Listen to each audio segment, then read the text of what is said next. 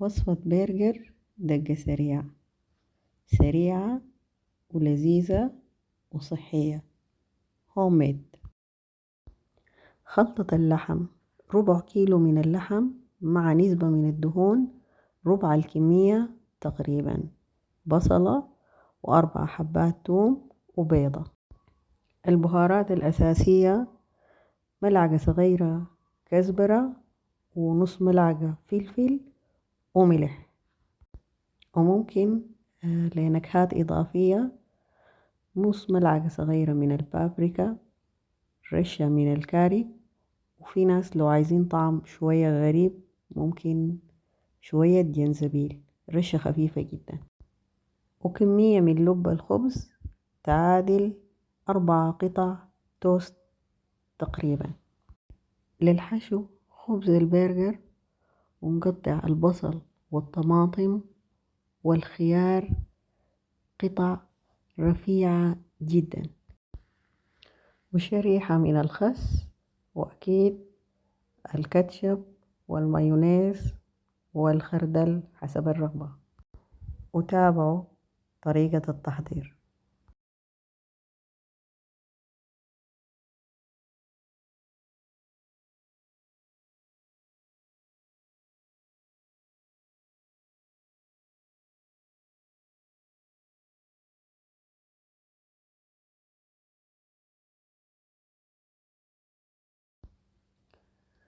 بعد نعجن كويس جدا نقسم الكمية ل6 كميات متساوية ونعمل منها كور. نكون حريصين انه احنا بنعمل الكورة انه تكون الكورة متماسكة مع بعض، نعجنها ونلفها ونكورها كتير. بعد كده بنجي نضغطها عشان تدينا الشكل الدائري بتاع البرجر. ونكون حريصين كل ما نلقى مكان كده زي الشق في القطعة نصلحه لغاية ما تبقى كلها متماسكة. ممكن نحفظها بالشكل ده في الفريزر، ولما نجي نستخدمها لازم نسيحها لأنه ده لحم ني ما زي اللحوم الجاهزة. بدينا 6 قطع.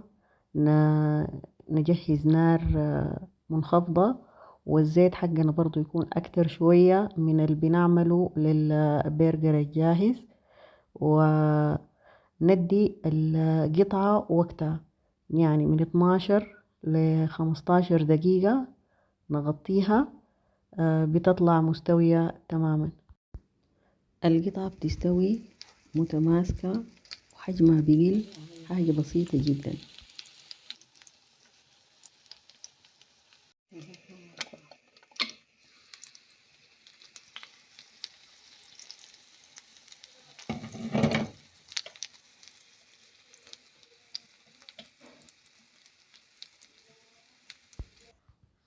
حسب رأي الحكام بتاعوني وهم أولادي ال3، البرجر ده خطير، طعمه لذيذ، أحلى من مطاعم كثيرة، وياريت تجربوه وتدوني رأيكم في التعليقات. وشكرا لكم. دقة سريعة.